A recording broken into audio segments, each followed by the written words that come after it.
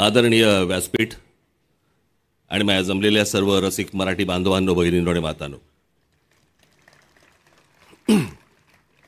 मी आज भाषण करणार नाही आहे, कारण माझं भाषण गुढीपाडव्याला 30 तारखेला इथे आहेच. त्याच्यामुळे मला जे म्हणायचं आहे ते मी 30 तारखेला म्हणेन. पण आज मराठी भाषा दिवस, मराठी भाषा गौरव दिन सरकारने जाहीर केला होता, पण सरकारच्याही लक्षात नव्हतं की हा दिन साजरा करायचा असतो. आणि 2008 साली याची सुरुवात आपण केली, याच शिवतीर्थावरती इथेच सुरुवात केली होती. आणि मग त्याच्यानंतर महाराष्ट्रभर पक्षाने सगळ्या ठिकाणी हे कार्यक्रम राबवायला सुरुवात केली. यावेळेला मला परत कोणीतरी सांगितलं की आपण परत केला पाहिजे, म्हणून यावर्षी देखील परत हा कार्यक्रम आपल्यासमोर करतोय. सर्व लोक इथे मराठी भाषेच्या प्रेमाखातर इकडे आज आलेले आहेत. आज आशाताई आल्या आहेत, त्यांना बरं नसताना देखील त्या आज आल्या आहेत.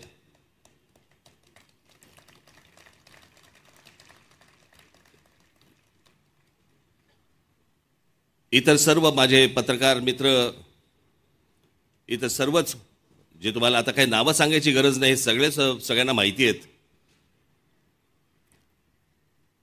पण यातला सगळ्यात महत्त्वाचं खास करून मी एक गोष्ट तुम्हाला आपल्याला निश्चित सांगेन की इथे सगळ्यांना एक प्रश्नचिन्ह पडलं असेल. हे सर्वजण मराठी कविता म्हणणार आहेत आज तुमच्यासमोर, आणि तुम्हाला सगळ्यांना प्रश्न पडला असेल की जावेद अख्तर साहेब काय करणार आहेत. मी तुम्हाला मुद्दा म्हणून सांगतो, मी त्यांना बोलवण्याचं सगळ्यात महत्त्वाचं कारण ते म्हणजे भाषा, मातृभाषा, राज्यभाषा आणि भाषा या विषयावरचं मी त्यांचं एक भाषण एकदा त्यांचं ऐकलं होतं.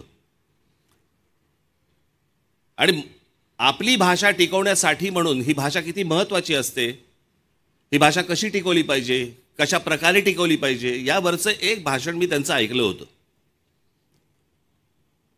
आणि मी जावेद साहेबांना विनंती केली की म्हटलं, सोनारांनी काच टोचावे लागतात. आमच्याकडे ॲटनबरोनी दाखवल्यानंतरच आम्हाला गांधी कळलं, नाही तर आम्हाला महात्मा गांधी माहितीच नव्हते. आम्हाला माहिती होते, पण या सगळ्या याच्यामध्ये बाहेरून कोणीतरी दुसऱ्या माणसाने येऊन जर आपले समजा कान टोचले तर ते जास्ती लक्षात राहतं. आणि ही मराठी भाषा, ही अभिजात भाषा, ही कशा प्रकारे टिकवली पाहिजे, मराठी माणसं, मराठी साहित्यिक, मराठी प्रेमी सगळे अनेक जण सांगत आले. परंतु एक बाहेरचा माणूस येऊन, बाहेरच्या दुसरी भाषा बोलणारा एक माणूस येऊन आपल्याला सांगतो, आणि तो ही जावेद अख्तर साहेबांसारखा माणूस. मला असं वाटतं की त्यांनी येऊन ही गोष्ट आपल्याला आज ते सांगणार आहेत. आणि ती सगळ्यात महत्त्वाची गोष्ट आहे. आशाताईंचा मला फोन आला. मला म्हणाल्या, फार सुंदर वाक्य बोलल्या त्या. सहज बोलता बोलता मला म्हणाल्या की इतक्या मोठ्या राज, मला तुम्ही इतकं अडचणीत टाकलंय की इतक्या मोठ्या बागेतून एखादं फूल कसं वेचायचं, कसं निवडायचं. मला इतक्या कविता माहिती आहेत, इतकी गाणी गायलीत मी आजपर्यंत, की याच्यानंतर म्हणे मी एखादी कविता कशी काय म्हणायची, काय करायचं. म्हटलं तुम्ही तिथे या तर.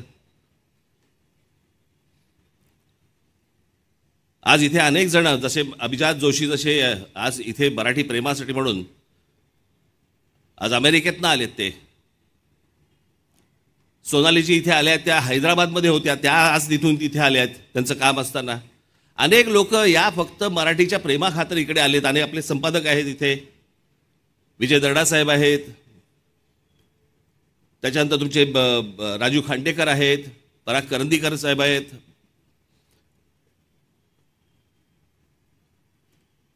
अनेक लोक आले इथे, नागराज मंजुळे आहेत, महेश मांजरेकर आहेत.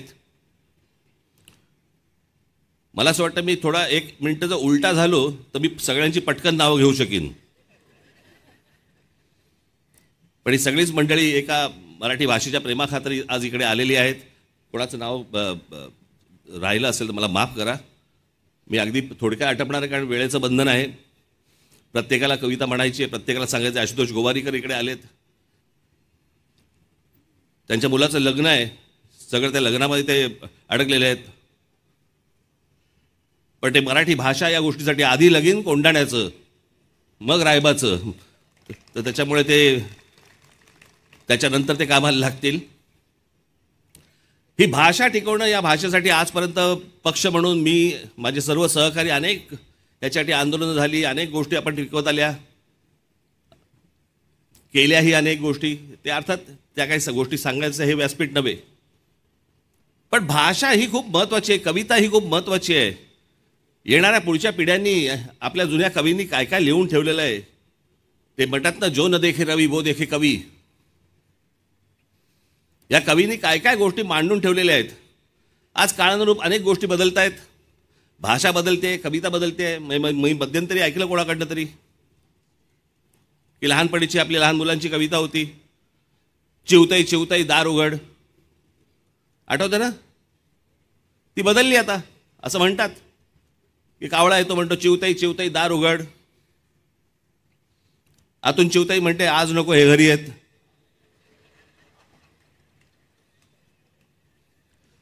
कविता बदलली आता, काय करणार त्याला आपण.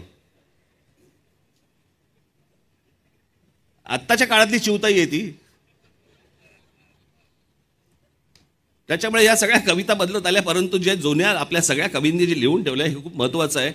आणि जे खरं तर मला सर्व कवी इथे मराठीतले आणता आले असते, पण कवींच्या तोंडून कविता ऐकण्यापेक्षा ज्यांनी कधी कविता फारसं म्हणायच्या भानगडीत पडले नाहीत अशी जर लोक कविता म्हणायला लागली तर ते जास्ती करून ऐकावं असं वाटतं. आणि म्हणून हे सगळे आज तारे सितारे इथे सगळे जमीपर आलेले आहेत. मी सर्वांचे मनापासून मी आभार मानतो की आज आपण सगळेजण इकडे आलात.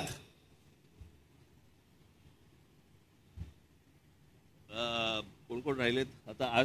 अशोक सराफ साहेब राहिले माझे, त्यांना पद्मश्री मिळाली आहे. डायलॉग खूप बोललेत, कविता पहिल्यांदा म्हणणार आहेत. माझ्याकडे ते मगापासून ऐकतात, तिरक्या नजरेने बघतात की तू का आणलंयस मला इथे आणि का बोललेस तू मला इथे. अनेक लोकांना इकडे धाकधूक आहे, मी कशी कविता म्हणणार आहे, काय म्हणणार आहे. परंतु मला असं वाटतं की ही सगळी लोक, ज्यांच्याकडे लोक अगदी ज्यांना आयडॉल म्हणून बघतात, अशा लोकांनी ज्यावेळेला येऊन कविता म्हटल्या तर ते मला असं वाटतं पुढच्या पिढीसाठी खूप महत्त्वाचं आणि उपयुक्त ठरेल. याच्यासाठीचा हा कार्यक्रम आहे. आपण सर्वजण जाताना इथे पुस्तक प्रदर्शन लागलेलं आहे. मराठीतले सर्वच जवळपास पुस्तकं इथे आज आलेली आहेत, समोर आपल्यासमोर ठेवलेली आहेत. सगळे मराठी लोक आपापल्या मुलांना घेऊन मुलींना घेऊन इथे प्रदर्शनाला पण येतील अशी एक आशा अपेक्षा ठेवतो. आज या सर्व कार्यक्रमाला आपण सर्वजण आलात, आपण त्याबद्दल मी आपल्या सर्वांचे मी आभार मानतो. इथे सर्व जे माझे सहकारी आहेत त्यांचेही आभार मानतो की त्यांनी जे अहोरात्र कष्ट घेऊन या सगळ्या गोष्टी उभ्या केल्या, त्यांचेही आभार. धन्यवाद. जय हिंद, जय महाराष्ट्र.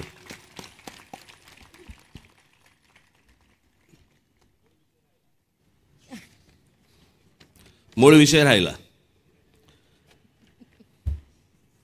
मीच कविता नाही म्हटली तर कसं होईल.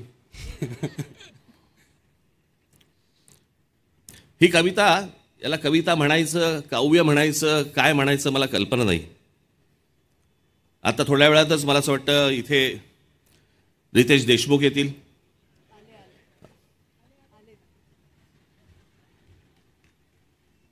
वेषांतर करून आलेले आहेत, ते शिवाजी महाराजांची भूमिका करत आहेत.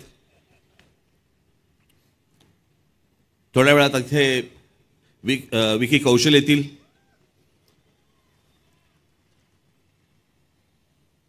म्हणजे दोघे ज्यांनी एकाने शिवाजी महाराजांची भूमिका केलेली आहे ते महेश मांजरेकर इकडे बसलेले आहेत, एक करणार आहेत ते इथे बसलेले आहेत, आणि संभाजीच्या भूमिकेतले विकी कौशल आता थोड्या वेळातच इकडे येणार आहेत.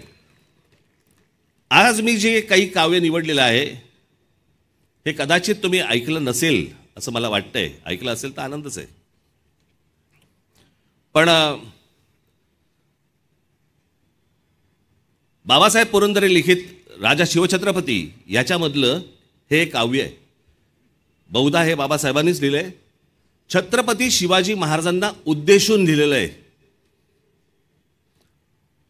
आणि त्याच्यामध्ये बाबासाहेबांचं म्हणणं ते लिहित असताना, ते महाराजांविषयी बोलताना, महाराजांकडे बघताना ते म्हणतात की काय समजू आम्ही तुला, कोण आहेस कोण तू. आणि ती कविता आहे, त्याचं शीर्षकच आहे कोण तू रे कोण तू. मी आपल्यासमोर सादर करतो की कोण तू रे कोण तू, कालिकेचे खडग तू की इंदिरेचे पद्म तू, जानकीचे अश्रू तू की उकळता लाव्हाच तू, खांडवातील आग तू की तांडवातील त्वेष तू, वाल्मिकीचा श्लोक तू की मंत्र गायत्रीच तू, भगीरथाचा पुत्र तू की रघुकुलाचे छत्र तू, मोहिनीची युक्ती तू की नंदिनीची शक्ती तू, अर्जुनाचा नेम तू की गोकुळींचे प्रेम तू, कौटिलाची आण तू की राघवांचा बाण तू, वैदिकाचा घोष तू की नीतीचा उद्घोष तू, शारदेचा शब्द तू की हिमगिरी निशब्द तू, की सतीचे वाण तू व मृत्यूला आव्हान तू, शंकराचा नेत्र तू की भैरवाचे अस्त्र तू, की ध्वजाचा रंग तू वा बुद्धीचा श्रीरंग तू, कर्मयोगी ज्ञान तू की ज्ञानियाचे ध्यान तू, चंडिकेचा क्रोध तू की गौतमाचा बोध तू, तापसीचा वेश तू की अग्नीचा आवेश तू, मय सभेतील शिल्प तू की नवसृष्टीचा संकल्प तू, द्रौपदीची हाक तू प्रलयंकराचा धाक तू, गीतेतला संदेश तू आणि क्रांतीचा आदेश तू, संस्कृतीचा मान तू आणि आमचा अभिमान तू. धन्यवाद.